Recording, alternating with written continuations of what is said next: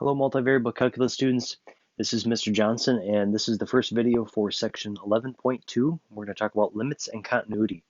So the first video here, we're going to talk about the idea of what a limit is with a function of multiple variables, and then we will discuss non-existent limits to start because those are a little bit easier to analyze.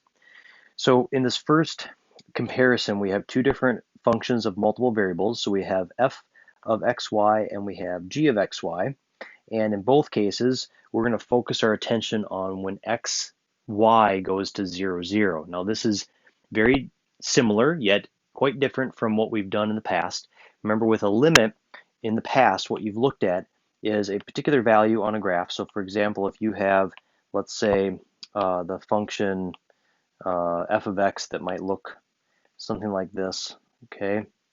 And you're looking at a particular value, let's just call it a, and you want to figure out what is the limit as you approach a from both sides of the particular function. And you're really focused on what's happening to the y value as you approach a from both the left side and from the right side of the particular function. So the limit, if it exists, you could call it L, for example, and that would be a description of what the function value or the y value is approaching. So if we project this into functions of multiple variables, what we're now looking at is what xy approaches and what z is getting closer to. So when we're looking, for example, at, let's just take the function f of x, y, we have two inputs. We have x and y as our input values, and we are focusing our attention on what f of xy is, or remember, this is the same idea as z. So if we were to just label this as z, that'd be totally fine. So as xy gets closer to 0, 0, we want to know what z gets closer to. So if we look at our graph, here's what the big change is. You know, when we go back to the last couple of years of limits, we're focused on really the left side and the right side. The problem now is that we are looking at a surface, and you can imagine a surface in space and a point in space on the surface. You're able to approach that point from really an infinite number of angles or ways. So you're looking at, for example, xy approaching 0, 0. So we're focusing our attention right here in the middle of this table. We're looking at what happens as xy gets closer to 0, 0. But the challenge is that we could approach it from this direction, we could approach it from this direction, we could approach it from this direction, we could approach it diagonally, and so on. If you notice, all of the values that are surrounding 0, 0 right here, all are getting really close to 1. So it sort of appears as though we're getting really close to 1. However, we can't prove it by simply looking at these values, because what if you were to take an approach that was not really notated on the table, where you were kind of wiggling your way in and getting close to 0, 0, but from a slightly different angle that's not represented fully from the table? That's our challenge. So we're looking at proving a limit exists, or it doesn't exist, but we're looking for proving that a limit exists given every angle that we could take to get to that particular point. Now, if you change gears and look at the function g of xy, and again, we're focused on the same thing as xy goes to 0, 0. Notice that if you were to approach it from this angle, it appears as though you're getting closer to -1, as is this approach. However, if you approach it from this side, you're approaching it and getting closer to 1, as well as this side. And then, of course, the diagonal here is 0. It kind of, none of it really agrees with itself. And so therefore, it appears as though this limit would not exist, just simply because as you approach 0, 0 from different angles or different paths, you're getting a different value entirely. What I've done is I've included the graphs of both of these, just the surface graphs. And so for the graph of x, y, again, it seems as though there's an agreement as you approach 0, 0. And here's what the graph looks like. And you can see that when you analyze 0, 0, you can see that the z value, to us at least, just this is very informal, keep in mind, but it looks as though the z value is 1. It looks like there's an agreement. So as you travel along this surface from all sorts of different angles, it appears as though your z value is in fact 1. So it makes some visual sense here. Compared to if you were looking at the graph of g of xy, and this one's a little bit harder. I tried to take the best picture I could for you all, but notice that as you approach it here, it looks as though you're approaching 1. However, notice there's almost like a dimple or almost like a vertical kind of asymptote sort of thing here, where there's this very different behavior as you approach from different pathways. In fact, it looks as though this would be like the surface equivalent of a sharp corner or a cusp. And so we're having an issue when we try to kind of analyze this from different angles. It doesn't quite seem like there's an agreement of what's happening based on the fact that in this graph there's sort of this different visual happening at the value that we're trying to analyze the limit of. All right, so that's just more of a tabular method of looking at what a limit is doing. Here's a formal definition, so really similar to what we've seen in the past. The limit as xy approaches a point, AB, of a function is equal to L. We would say that the limit approaches L, the function value approaches L, and you can see that that's what we're trying to show, whether or not that's true or whether or not the limit does not exist. This is a visual of what I was trying to kind of notate when it came to different paths. So as you approach a point, xy, you're looking at all sorts of different paths, and to show that a limit exists, you have to show that no matter what the path is, you end up getting the same conclusion. This is going to be our very first go-to in our first set of examples.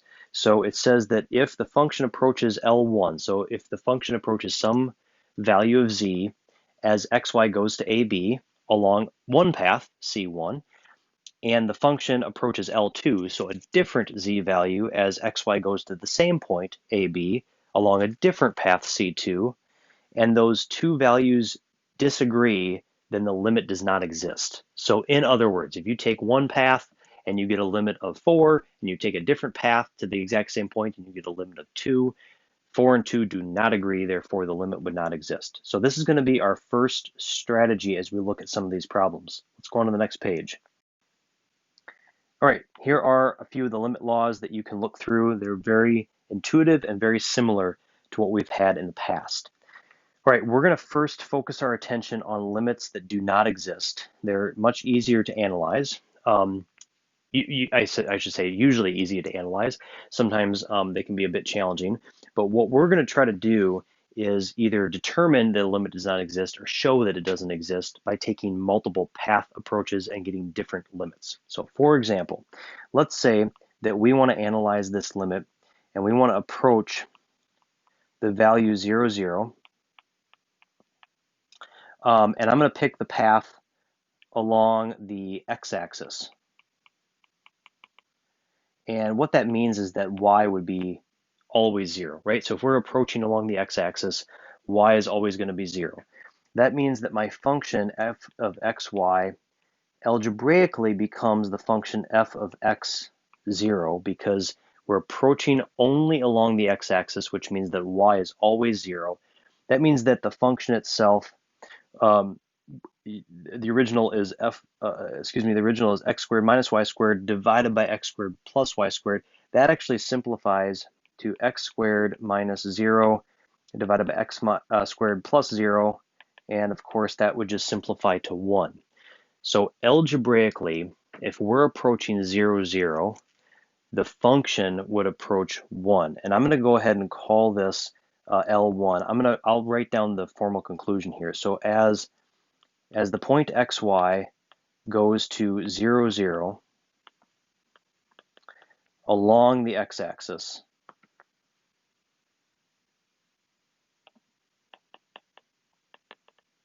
the function f of xy approaches 1. I'm going to call that L1. Okay, let's take a different approach now. So now I'm going to just change things slightly. We're going to approach this. So approach 0, 0 along the y-axis. Now this would mean that x is equal to 0. Okay, so our function f of xy would now be f of 0y if we're just approaching along the y-axis. X is always 0. And that would be negative y squared divided by y squared, because again, x is 0. That would reduce to negative 1. So as xy approaches 0, 0 along the y-axis, f of xy would approach negative 1, which we'll just call that L2. Okay. Now, as you can see, we took two pretty basic approaches, and with each case, we got a different limiting value. So since L1 is not equal to L2, we got two different limits for the function f of xy, excuse me. That means that our limit as xy approaches 0, 0 of x squared plus, x squared minus y squared over x squared plus y squared does not exist. Could you have taken different paths than the ones I took and come to the same conclusion? Yes, I'm sure you could have taken a couple other really easy paths and you would have gotten exactly the same conclusion. You may have gotten 1 or negative 1, or you might have gotten some completely different, but this limit does not exist. So no matter what, you will be able to find at least a couple paths that do not agree. Okay, let's move on to the next problem. Okay, we're going to decide whether or not this limit exists, and I will tell you that it does not exist. I'm going to show you just a couple more that do not exist before we get into the ones that do exist. So the question is, what paths do we need to take in order to show it does not exist? Let's go ahead and take a similar approach to we did on the last problem. So let's approach this along the, let's just pick, and let's do an approach to 0, 0 along, let's do the y-axis again, and that means that x is equal to 0. So my function f of xy is really going to be f of 0y, which, again, the function is xy divided by x squared plus y. So if x is 0, I get 0 divided by y squared, which is, of course, 0. Okay, so that doesn't really tell us much. Let's take a look at a different approach. Let's try maybe the x-axis this time. So we're going to approach this along the x-axis. That means that y is 0. So my function value is really f of x0, and that's going to give me 0 over x squared, which is 0. Okay, so these agree so far. In other words, we don't really have any basis for a non-existent limit. So far, things look pretty good. Certainly, we're very far from proving anything, but we've came up with two ideas here, two paths, and so far they agree. So let's try something different. We've tried the axes. Let's try just a simple line. So let's approach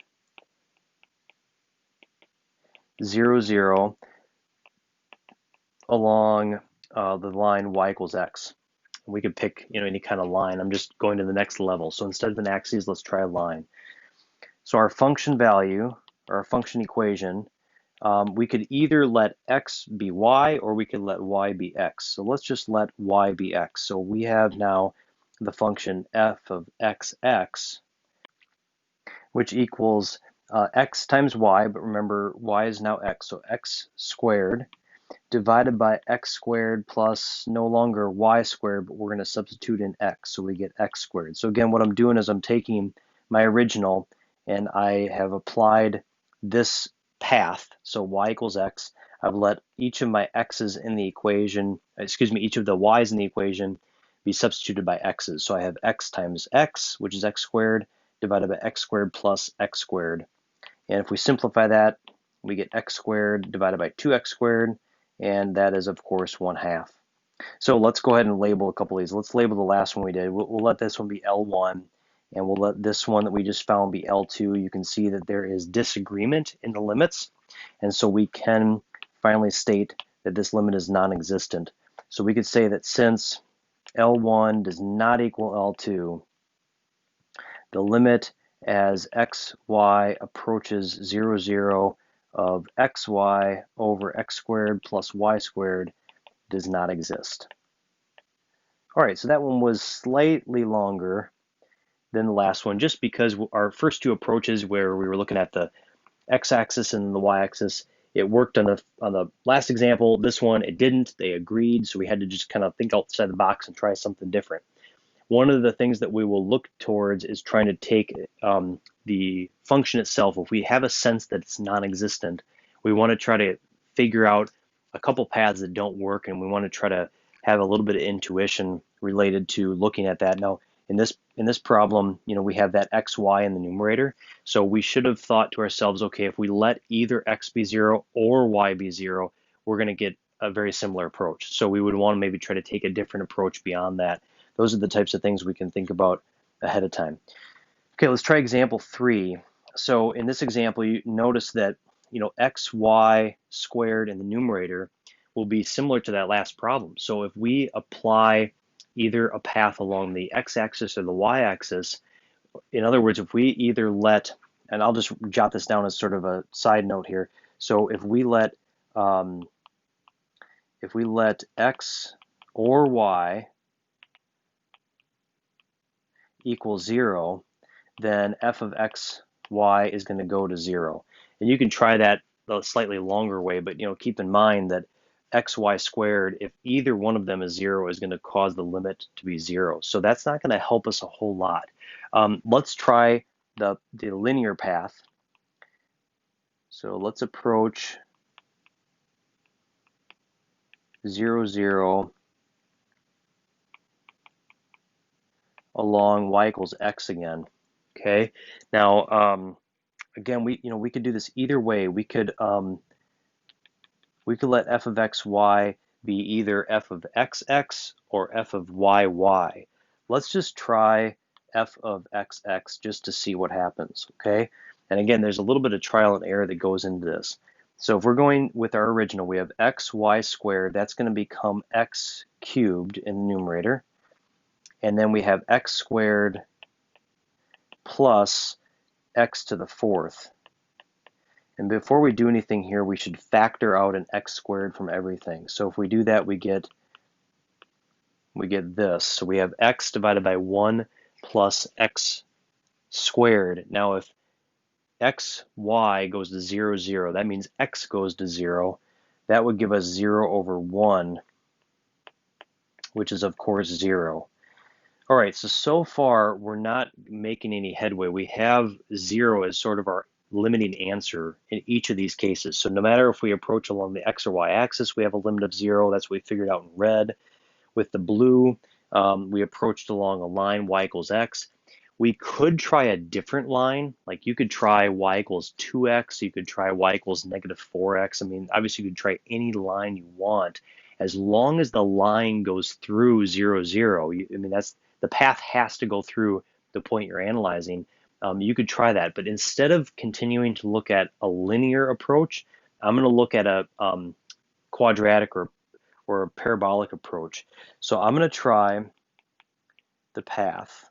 Let's see, we're going to approach 0, 0 from the path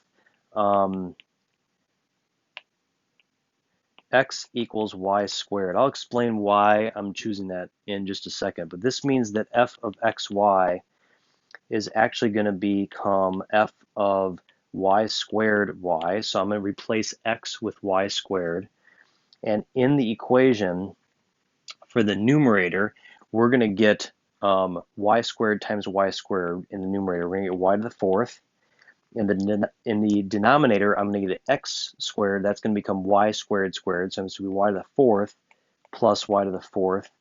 That gives me y to the 4th over 2y to the 4th, which is 1/2.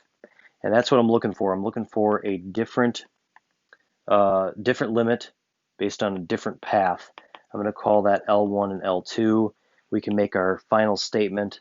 So since L1 is not equal to L2, the limit as xy goes to 0, 0 of xy squared over x squared plus y to the 4th does not exist.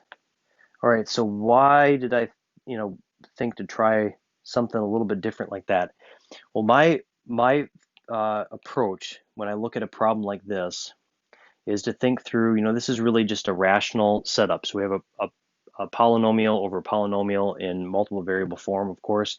And so when we're looking at trying to get something other than zero, because we're sort of caught in this rut where we're getting zero for the limit every single time, I want to try to think of something that will cause me to have the same degree on the top as the bottom.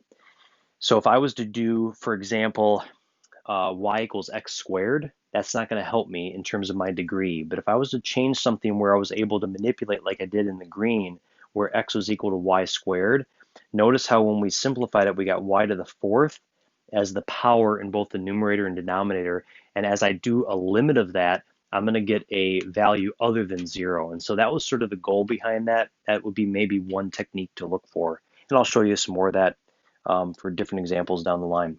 Okay, let's try one more non-existent limit. All right, here's example 4. This is another non-existent limit.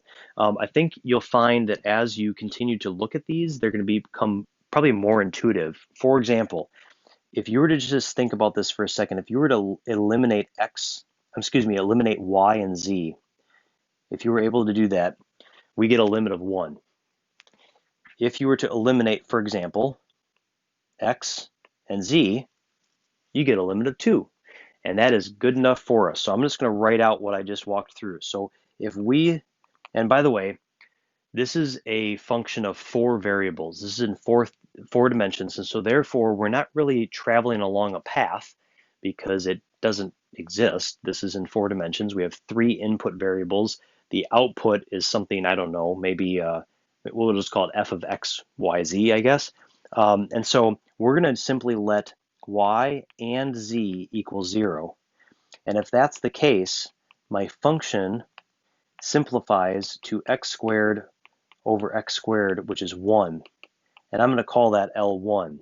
So as x, y, z goes to 0, 0, 0, f of x, y, z goes to 1.